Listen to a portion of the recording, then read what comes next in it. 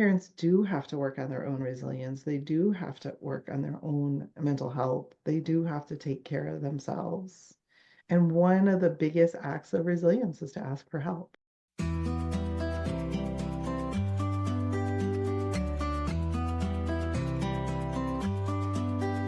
Hi, friends, and welcome to the Heartful Parent Podcast. I'm your host, Christy Keating. In this podcast, we talk about it all, our parenting, our partnering, and our professional lives, because they are all a part of us, and we were never meant to do this alone. Welcome back, podcast listeners, to another episode of the Heartful Parent Podcast. After a couple of solo episodes, I am back with a guest, and some of you may recognize this guest's name or remember hearing from her in the Safe Parenting Summit earlier this year in 2024. But if you don't recognize her name or you don't remember her from the summit, that's okay. We're talking about something entirely different today, which I'm really excited about.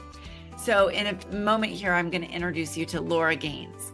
Laura is a mental health professional with decades of experience supporting children, teens, and their parents. She is passionate about helping people build their resilience skills so that they can thrive. And she's got a bachelor's degree in psychology, a master's degree in social work. And she will tell you she is always learning. She loves to teach about human development, well-being, and managing crises. She volunteers on the crisis text line and serves on the board of a nonprofit child care center. She has also been writing a weekly blog about resilience for 3 years, which you can find at learnmodelteach.com. And that is actually what we're diving into today, is the idea of resilience. And I wanted to have this conversation with Laura because I know it's something that she's been doing a lot of work and a lot of focus on.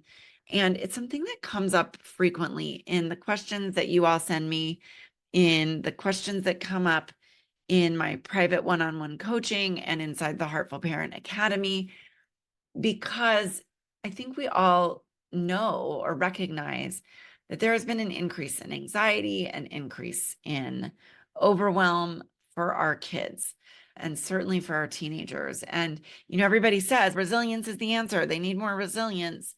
And we got to build resilience amongst our kids. And that's true. I think we do, but it isn't always clear how to do that. And in this conversation, Laura is going to share with you some concrete ideas for doing that. And she also shares with you a really lovely analogy and sort of, thinking about a three-legged stool and what are the three legs of the stool. If the seat is resilience, what are the three things that are kind of holding that stool up that we can help build and develop with and for our kids? And so I think you're going to find some nuggets of wisdom in this to take out of the conversation and into your own homes, because this really is, I think it's an important one. And it's something that Laura is clearly very passionate about. So without further ado, Laura Gaines. Laura, welcome to the podcast. It is so good to have you back after having you speak in the Safe Parenting Summit earlier this year. It is great to be back, and I love this topic we're going to cover today. So I do too. And I think it's one that is on a lot of parents' minds.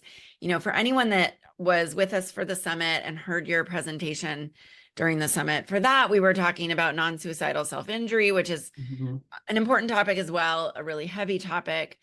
Today, we're going to talk about something that I think every parent can sink their teeth into a little bit, whether they've got toddlers, elementary school, teenagers. I feel like this one applies to everybody, and it is the topic of resilience. yes. So I want to start with a really kind of broad question, which is, how did this become an interest for you? I know you blog about this. You have a whole blog series about resilience. And I'm curious kind of how we landed here, how you landed here. It started a very long time ago when I was a teenager, and I read the book Man's Search for Meaning by Viktor Frankl. Oh, it's a beautiful book. Right. So he's a Holocaust survivor and came out of that with a sense of, how do you have meaning in this world? And that started my fascination and curiosity with how do you go through something I mean, it's beyond awful, like beyond awful camps, and have a meaningful life. And I had been through some things of my own, nothing obviously anywhere close to that, but I'd moved in 3 countries by the time I was 6 and lost like whole cultures, whole communities. I still had my core family, but like to go from one language and place in the world to an entirely different one. And then after you're that disappears and you're little, you don't know why your world is just like vanishing under your feet, only to be replaced with something really different. And so I think there was always this sense of like, how do you stay resilient when things happen that are out of your control that, given my age, that were kind of confusing and felt like massive losses. And then as I got older, my undergrad degree is in psychology, my master's degree is in social work. I'm just fascinated by how people navigate life because you can't get to adulthood without tough things happening. Yeah. Yeah. And I And feel so, yeah. like I thought maybe this is something we can talk about a little bit, because I feel like one of the things that I see more and more among parents, and this isn't to blame parents or shame parents at all, it is really hard to watch our kids struggle. And I feel like we're seeing sort of this desire for parents to remove all the hard things or protect their kids Yeah. from all the hard things. I'm curious because, like again, nothing close to the Holocaust, of course, but we all do have hard things happen. I'm curious if that's a trend that you've seen as well of, you know, of us trying to help but make it worse. So the difference here is there are things that happened that are completely overwhelming and beyond a child's capacity to manage. And so, yes, we want to shelter our kids from awful, terrible things that there's just no way. These are the toxic things that there is no, and I'm trying to think of the phrase for it, but there's no, they don't really have the means to recover. Where I think parents sometimes make a mistake is they want to protect their kids from the little bad.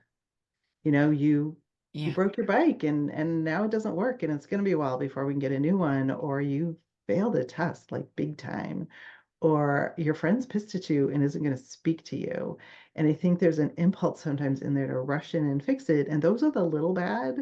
The kids do have the capacity to figure out how to manage, how to recover from, how to get around, deal with their feelings, and then think about, so what do I do about it? Like, how do I, all right, so I was reckless. I broke my bike. They're not going to run to the store and buy me a new one this afternoon. And maybe I need to like earn trust back, or maybe I have to earn some money to get it.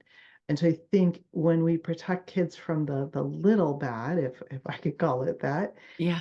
we take away an opportunity for them to build the strength and the ability to manage it. Yeah. Um, Okay. So as you were talking, one of the things that was kind of popping out at me or jumping out at me is, and I love that phrase, the little bad. There's the big bad, and yes, protection is appropriate.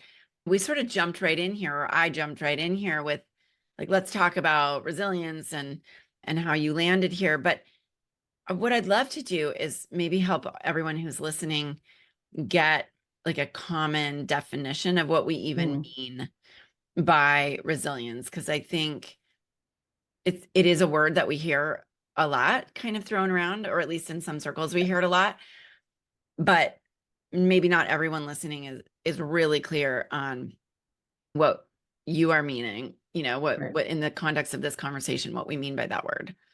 So resilience is actually a pretty big concept.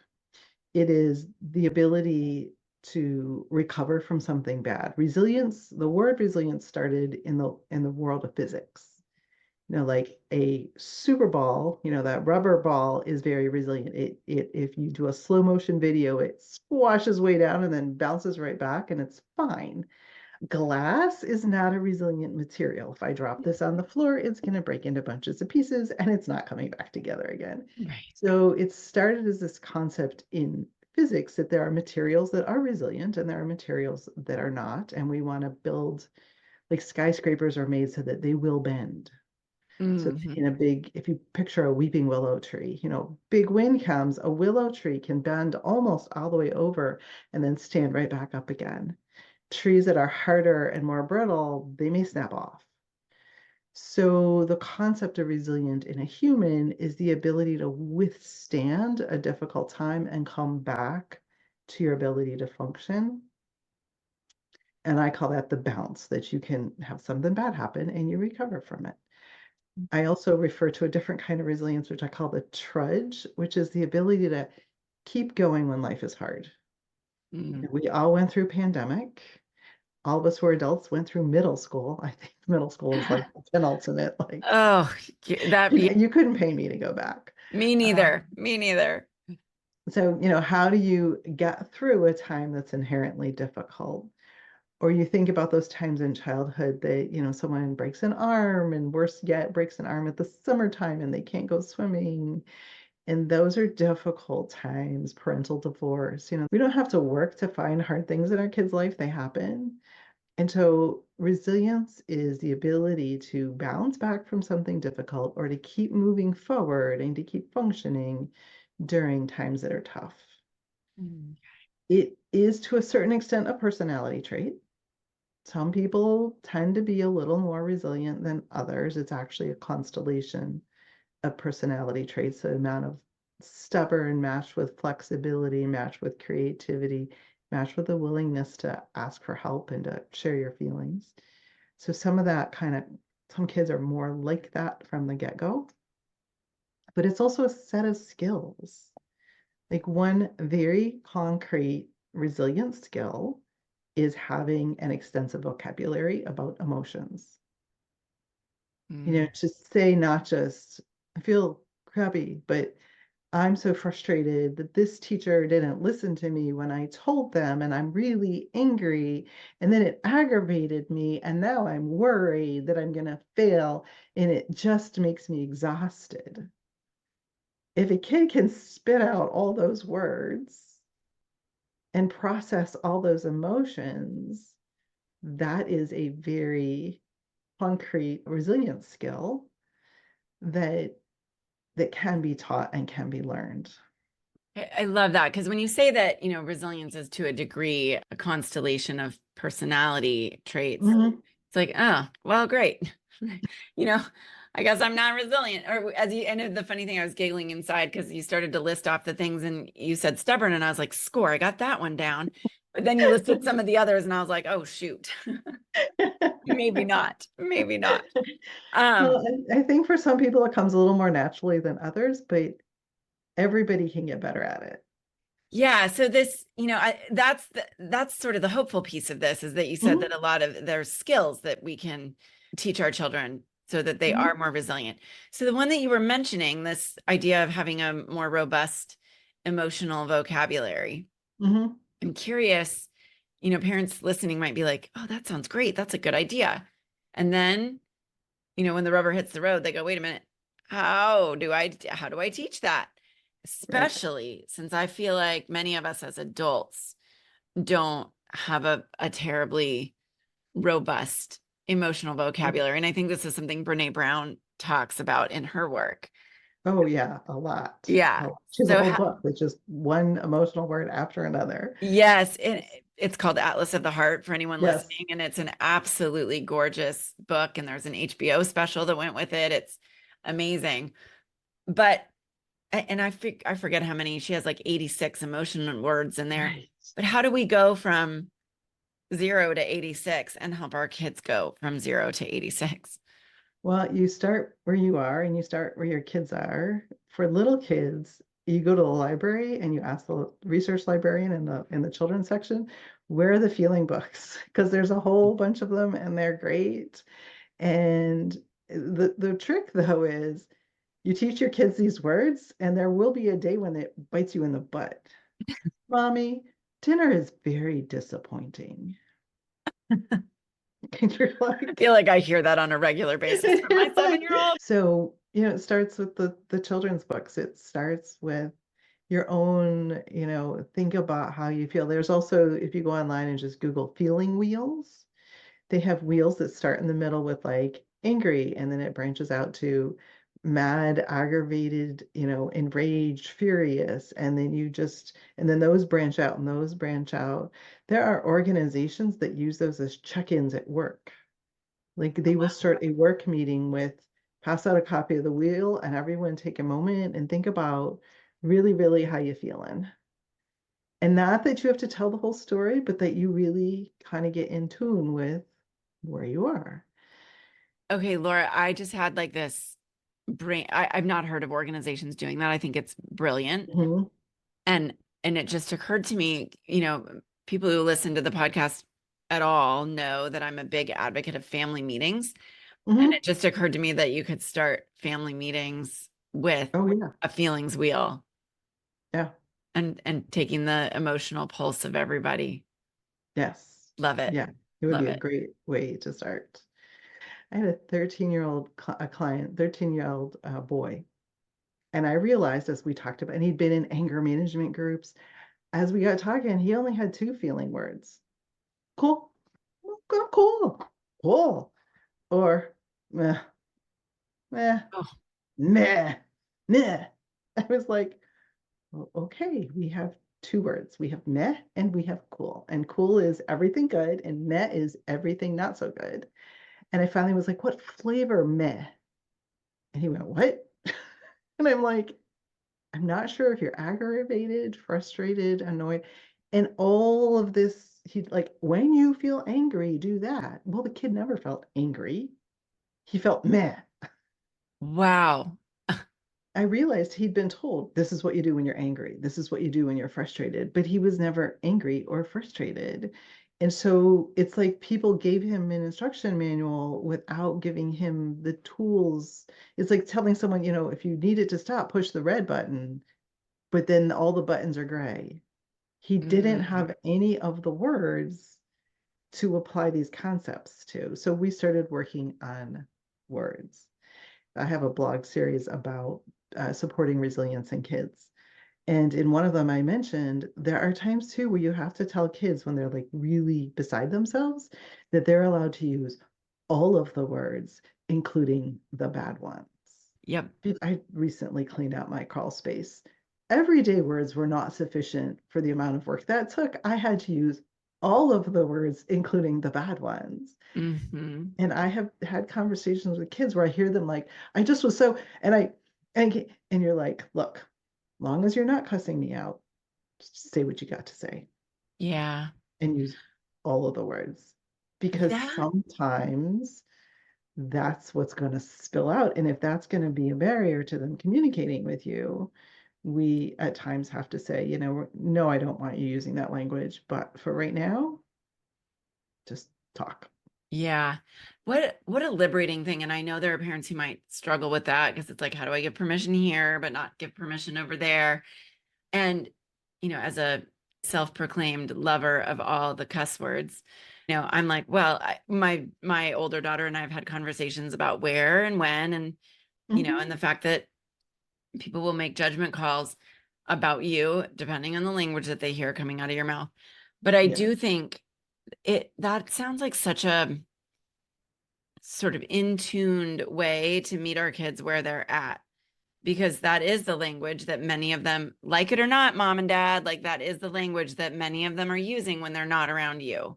Not all of them, but many of them. And if we need to, if we can give them permission in those moments. I love what you said, Laura, like as long as you're not cussing at me, chewing me out.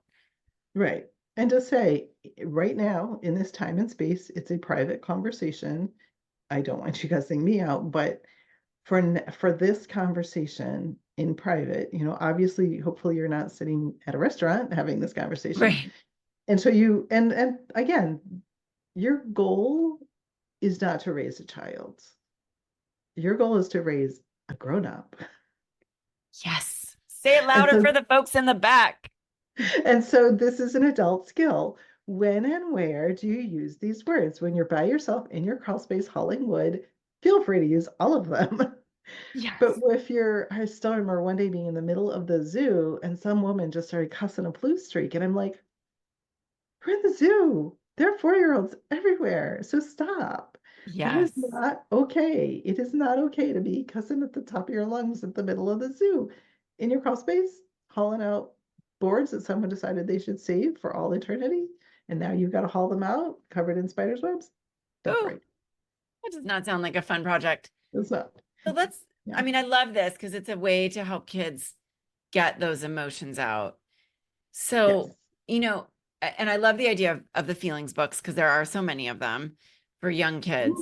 What about those parents who are listening and they're like, well, I have the teenager, the 13-year-old, like you were describing, who has meh and cool.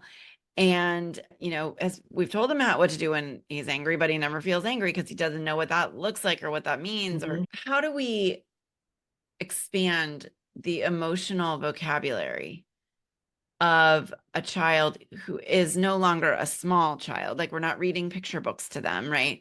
We're letting them cuss to get their feelings out, but they're 13 or 15 or even older, right? And we Well, realize, oh wow, okay, well, we didn't read those books when they were younger. now what do I do? Now what do I do? Now what do I do? You increase your emotional vocabulary and you Mm, use it. You say, it sounds like maybe you're frustrated. You seem angry, but I'm not sure if it's more frustration or anger. And they may not be able to answer that question. yeah. Or you get off the phone and say, oh, I am so aggravated. That person was really difficult. And so you start using more words yourself in conversation with them or every day, or you get out that feeling wheel and say, I just don't even know how I feel about this. And, you can use it too when you're watching movies or shows, like, what is that emotion even? Some kids, you can do it very open, but I feel like we don't really know how you're feeling. And then kids have slang. And I'm just open about, yeah, I've got the gray hair, so I'm not sure what topic we're on here because back in my day, that meant something different. What is that? How would you define that? Yeah. And adults seem to be fascinated with trying to understand the kids' slang. Don't even bother because one set of kids will have a slang word that means something to their group, and a whole nother group of friends, it'll mean something entirely different. You're not supposed to know. You're a grown up. Totally. As a side note, I have the kind of relationship with my teenage daughter where we can joke around pretty heartily. Mhm. And I love kind of giving her crap by pretending that I'm trying to speak in teenage slang, and it just mortifies her. And I know I'm not doing it right, but it's pretty darn funny to see her Yes. face. Oh, mom, Yeah. I used to do mom. that too. Yeah. Yeah. So, when it comes to this, like building our own emotional vocabulary, using those words, helping our kids develop that by just, I mean, what I almost hear you saying, Laura, is making it a part of the conversation and a Mhm. part of the, not just the words that we're using, but also the space that we're providing for them Yeah. to use as they Yeah. get older. My Are there website is called Learn, Model, Teach. the name of your blog? Learn the skill, model the skill, and then you have the right to teach it. The mistake grown-ups make is we come in and tell kids how to run their life without and resilience skills 100%. Like you can't tell your kid, hey, you're having a really rough day, you should ask for help. And then be suck it up, buttercup. I'm never going to tell anyone I need any help. Like, Yeah. no, learn that skill, model that skill, say, I am having a really awful day. You know what? I'm going to call my best friend. I just need to vent. Or I don't know how to fix this thing. I'm going to call so and so to come over and see what they can do. Or I'm going to go make an appointment with my therapist. Mm, So model that skill. Then you have the right to teach it. Then you can look at your kid and say, you need to ask for help. You should talk about your feelings. You should talk to your therapist. love So it. often we want to tell them to go do, and then we're not. And it doesn't work with social emotional skills because they learn by how we operate in this world, even when they're teens and they say they won't and they don't, and your life isn't relevant and you don't understand anything. And I'm sure you've had this experience. You give your kid advice, they roll their eyes at you. Mm-hmm. 2 days later, you hear them on their phone with a friend giving the same advice as if they invented it. And you're like, I need royalties, babe. Totally. Those were my words. Turns out your mom's not so dumb after all, huh? Right. So they're paying attention, even Yeah. if they're not willing to give you credit. They're paying attention. And so resilience skills are very much learn, model, teach. Totally. Well, I mean, I'm thinking of so many things in parenting that really that learn, model, teach framework works for, right? Like how we manage our cell phone usage, how we Mhm. right Mhm. manage our I mean, resilience is part of this, but like when we're mad, do we lose our shit and throw things at the wall, or do we manage that, right? That's our kids are learning from all of those things. Laura, one of the things that, because I've explored your blog a bit, and I know that you talk about, yes, our kids need to learn resilience and have opportunities to build resilience. But you also call out in a way that I don't feel like a lot of people are calling out right now, the fact that we as parents also need to build and learn resilience, because parenting right now is not for the faint of heart. I'm not sure that it ever has been, but it definitely isn't now. Well, I'm a little older, and so the first 14 years of my parenting journey, there were no cell phones. Mhm. And so, yeah, parenting is harder now because we didn't have the technology to deal with. If your kid got pissed and went upstairs and went to their room, that's it. That's where they went. They went there was nowhere else to go. There was no one else to call. There was Yeah. no internet. They couldn't get online and complain to 50,000 strangers. And it wasn't, even trying to take a phone away from a kid is a massive whack-a-mole game. I had one family I worked with years ago where they kept taking the kid's phone. Well, they lived in a very affluent neighborhood. So she'd go to school and be like, I don't have a cell phone. And her friends are like, oh, I have my old one and my brother's old one and my dad's old three and my mother's old two. Like, start opening random desk drawers in households like that. And well, I don't know, there's 10 phones swimming around. Yeah.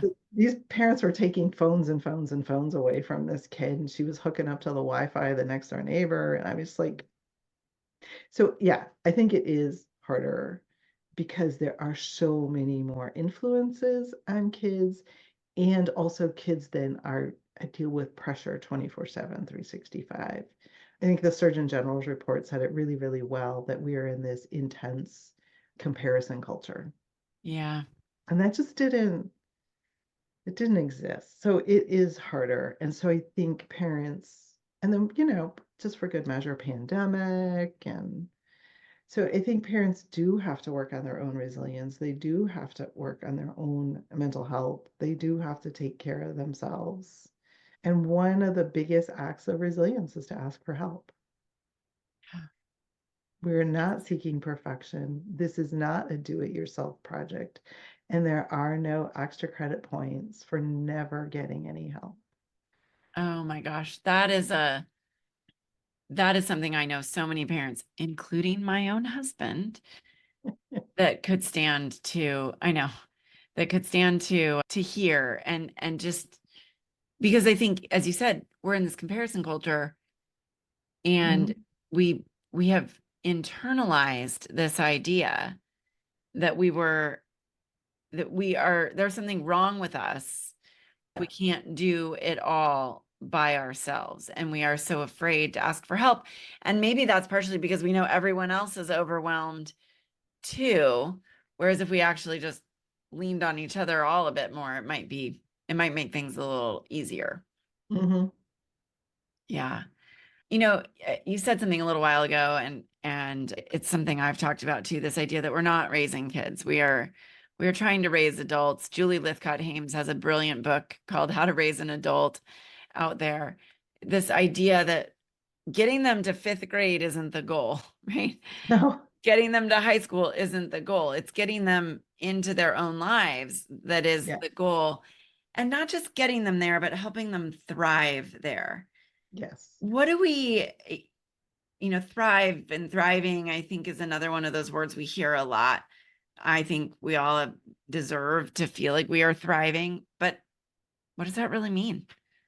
It's another word that, like, having a common definition of might be helpful. I define thriving as a stool with three legs. I think one part of thriving is being healthy.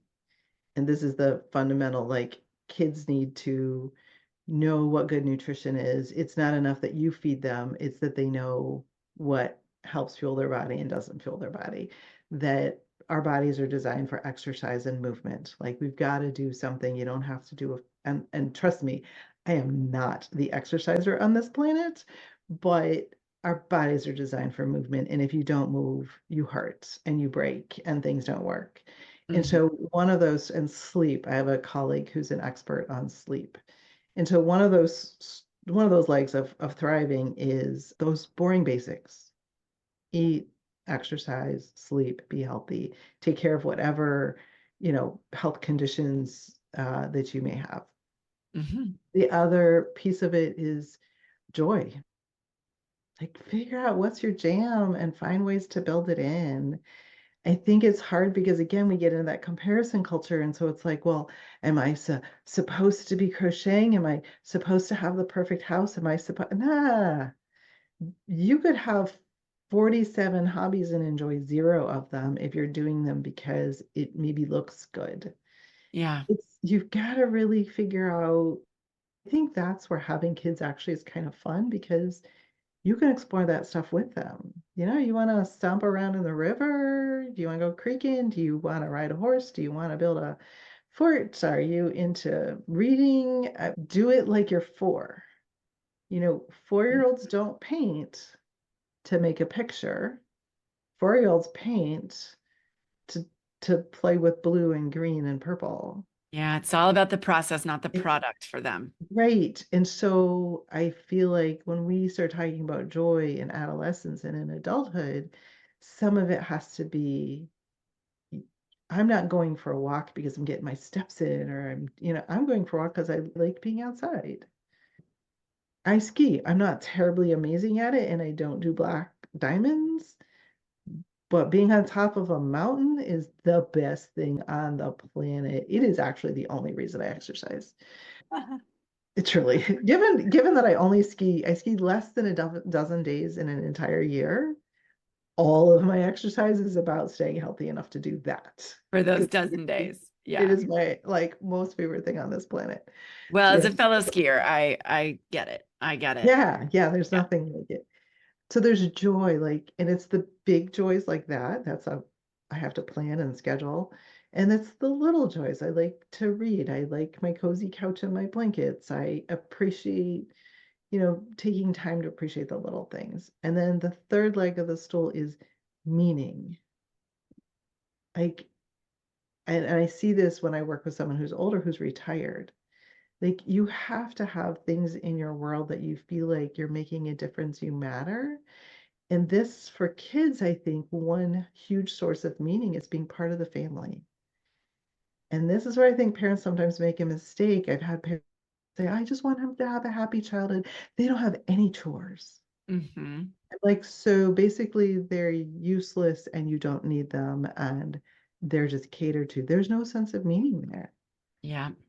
Versus a family where I can remember the pride in my daughter's voice. One day I was like, it's been a late day. I'm finally done with clients. I'm on my way home. And she's like, Mom, Mom, Mom. I'm like, what? She was, I made dinner. She was 11. Wow. She destroyed the kitchen in the process. So I was like, wow, she has spaghetti sauce Details. everywhere. Yeah. Yeah. But the meaning of I'm part of this family and it matters that I do stuff. that I fed the dog, that I mowed the lawn, that I got the laundry done, that I helped plan the family trip. That provides children with a sense of meaning before they're old enough to do like the grown-up stuff that we do, that whether it's volunteer or work or contributing to society, being part of and contributing to family is, I think, an important way that children have meaning in their lives, and you're building adult skills and you're building resilience because stuff is going to go wrong. Yeah. You make dinner enough times and at some point you're going to ruin it. Yep. Yep. Well, it happens.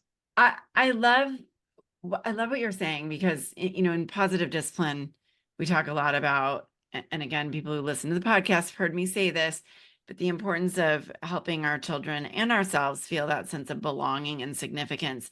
And I think that sense of significance really mirrors what you're talking about with meaning, that third leg of the stool. So, and I love that visual that we've got this three-legged stool. We've got the boring basics, right? How to just care for yourself on a day-to-day basis. We've got the joy and we've got the meaning, and really recognizing that joy and meaning are separate, right? They're different from one another. They're intertwined, but they're different. How does all of that tie in with what we need to be doing? I mean, you talked about it a little bit there. Like, if you make dinner enough times, it's going to go bad, but we're going to learn from our mistakes. But how does that sort of concept really tie back to this idea of resilience and what we as parents can do to help our children build more resilience? So you can build resilience in every leg. Get enough sleep, be healthy, take care of yourself. If you get sick, start to figure out what do you need to do to get better. So, and part of, and we all are less resilient when we're tired and cranky and underfed, and we all come unglued. Grown-ups have better skills at charging forward, even when Some of we're us tired do. and cranky. Some of us do. Some of us do. I cry and run into walls. My wife is so sweet. My wife will look at me and go, "Are you tired?" Which is code for you're acting like a bitch. Oh, my husband will say to me, "Have you eaten recently?" Which is code for you're not acting. Yeah. Exactly. Yeah. Same code, different word in there, but yep. 3-year-olds are just, they're just on the floor wailing because they don't have any, they're not faking it. Totally. So there's resilience around, and this gets harder when you're a teen. Like, you've got invitations to things and you got sporting events and you got academics. When in there are you sleeping? Mm-hmm.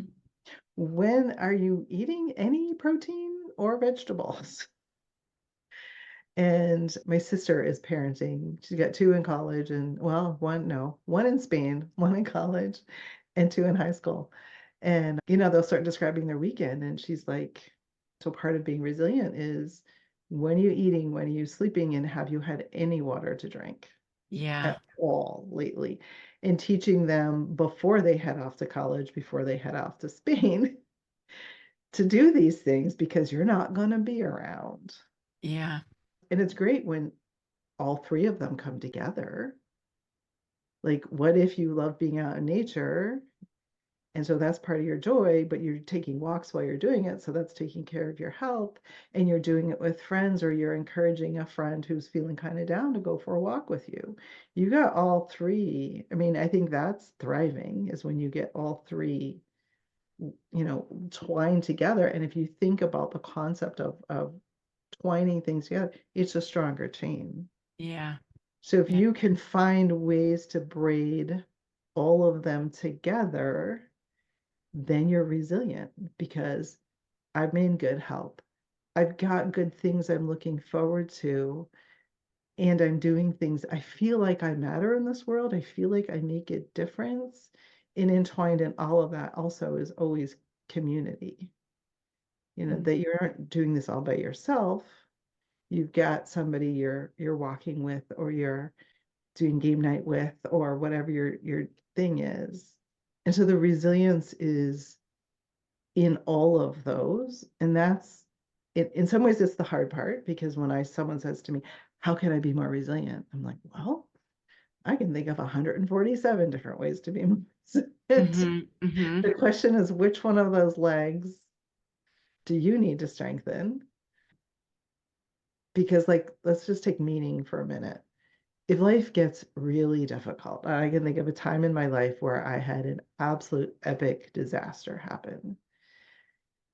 And there were days I woke up and, like, I'd wake up and go, oh, right, I'm in the middle of disaster. I can't even.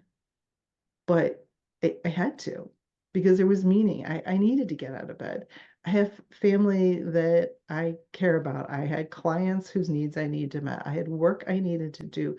So meaning helped me be more resilient, because there was a reason to get up on my feet and go do the things that I said that I would do. Such a lovely way to kind of think about resilience. Because I know, earlier when we were coming up with the definition, you talked about the bounce and the trudge. But what I'm really hearing you describe is, yes, having those things I have to imagine, makes the bounce and the trudge easier. Mhm. But I'm like, you're reframing it for me in a way that I hadn't thought about it before, which is when there's meaning in our lives, when there's joy in our lives, and when we have those basic, the boring basics kind of covered and understand the importance of those, that's what actually helps us bounce better. Mhm. And that's what actually helps with the trudge. And what you were just describing sounded a little bit like trudge to me. Like, I still got it. I still have to get up. I still have family to support. I still have clients to support. I still have work to be done. And that's how resilience really plays out in our daily lives. Yeah, that was for me a season of trudge. I wrote, and there's a blog series called Trudge. Each, like, T is tell yourself the truth. Just how bad is it? It's bad. Like, it was bad. And at the same time, it was not catastrophically bad. Like, there's a fine balance between, this really sucks, but it is not the end of the world, and my life is not forever ruined.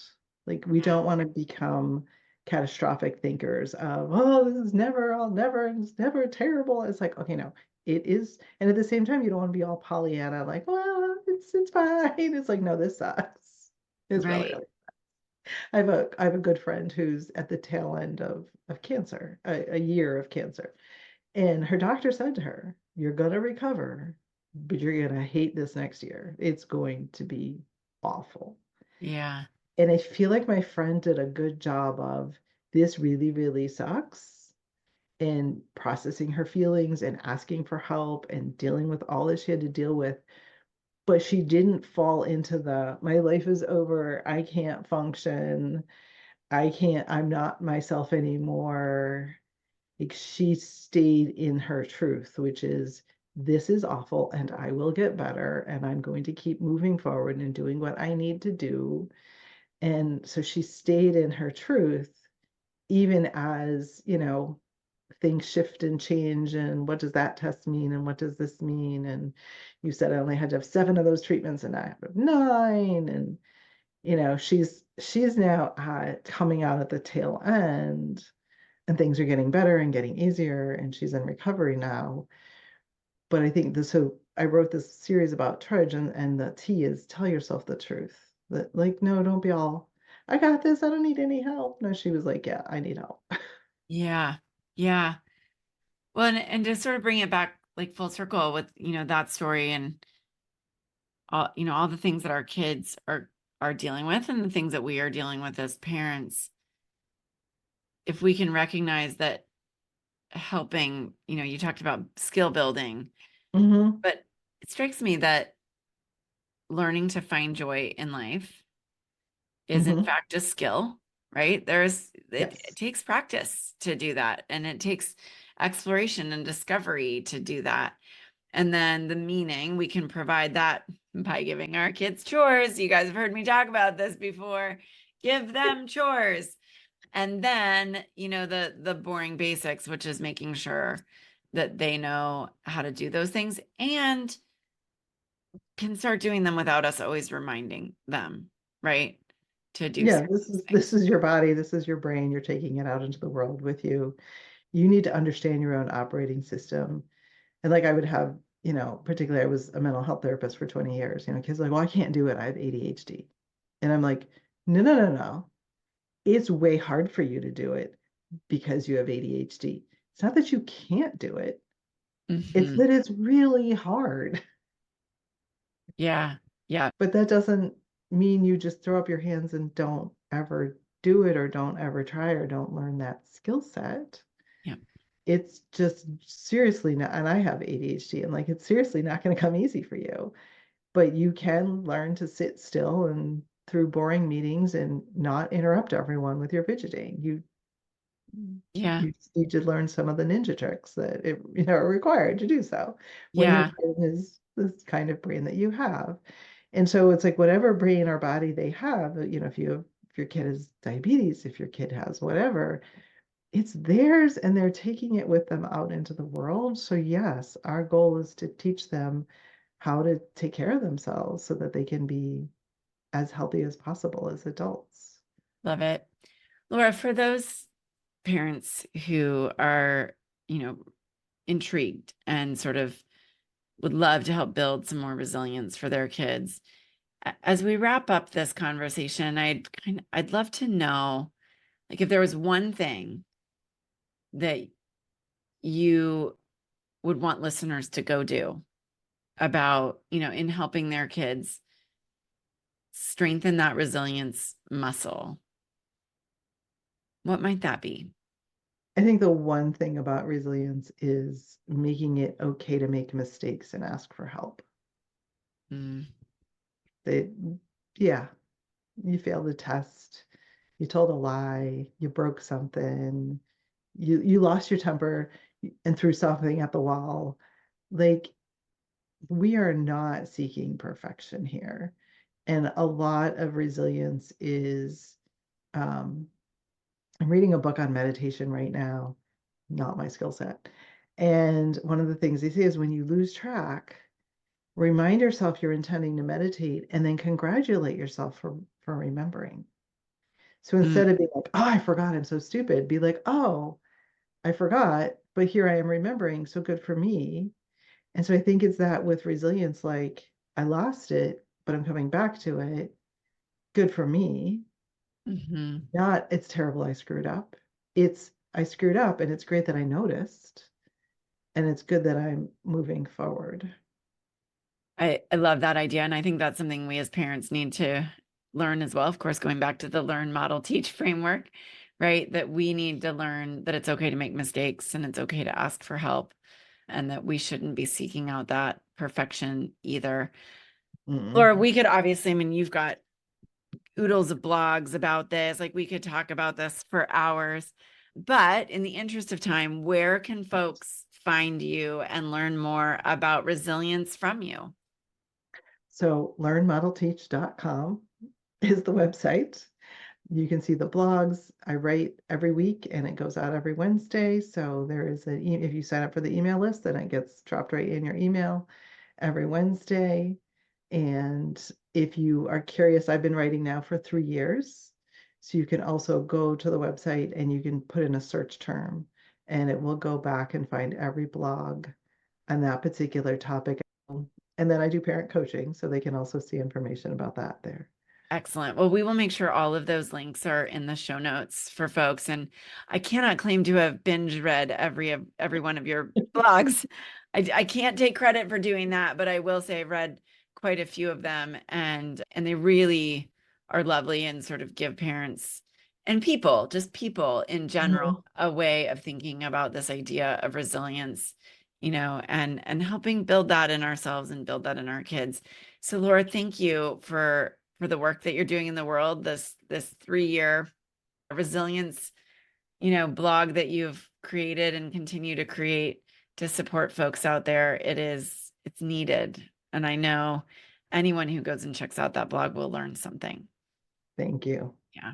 Thanks for being with us, Laura. This has been a great conversation.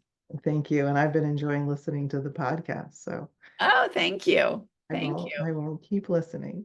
Awesome. Thank you. So, all right. All right, everyone. I hope that conversation, gave you some ideas, shifted your perspective a little bit, opened sort of some new avenues of thinking about resilience, and not just resilience for our kids, but also the role that we all play in that, and the fact that we need to build resilience for ourselves, that we need to learn these skills, we need to model these skills, and only then can we teach these skills, which really is true in so many different arenas of parenting. Now, on a personal note, somewhat unrelated to resilience, but perhaps related to resilience, I don't do a lot of sharing about my personal political views. I don't talk a lot or really at all about, politics, other than our fabulous guest, Lindsay Cormack, a while ago, where we talked about how to raise a citizen. But as we approach the election, which is really only days away, here is my plea to you. If you are based in the US, please vote. Get out there, take your kids with you, fill out your mail-in ballot. I live in a state where all voting is done by mail-in ballot. There are no in-person polling places. The only way to vote is with that mail-in ballot. And it's so easy to have that ballot get lost in the piles of mail that you don't go through, or to fill it out and then forget to drop it back in your mailbox or in a voting bin. Or it's really easy to start to fill it out and be like, oh, I know where I want to go with the big races, presidency, etc. But I need to do more research on those local races. And then you don't do the research, and then you don't get your ballot done. Voting is so, so important. I truly believe that the future of our democracy is at play in this election.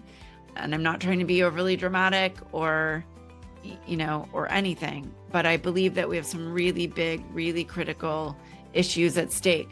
I believe we have issues like reproductive rights and maternal care and child care and family support, and so many things that I care deeply, deeply about that are really on this ballot in so many different ways, wherever you live within the United States.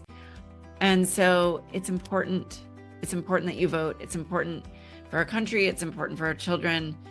And, you may not agree with me politically, and that's okay. We still need to have our voice heard. We still need to get out there and vote, and to really think about what is the world that we want to be handing to our children, right? Not just from, voting from our checkbooks or what our bank accounts will look like, but also voting from the human rights and what is, the messaging that we want to send to our kids about the value that people have and the way that we want to talk about other people. And so that's all I want to say here is, as I wrap up, talking about resilience, I think, we all feel exhausted with the election. And this is maybe the trudge that Laura was talking about. We have to keep the trudge going and get to Election Day and make sure that we have had our voices heard. I know most of my listeners are women. I welcome all the men as well that listen in, but I know most of my listeners are moms and women, and we have a lot at stake in this election. So make sure you vote. All right. On that note, cheers. Happy Halloween. Have a great holiday. I'll talk to you soon.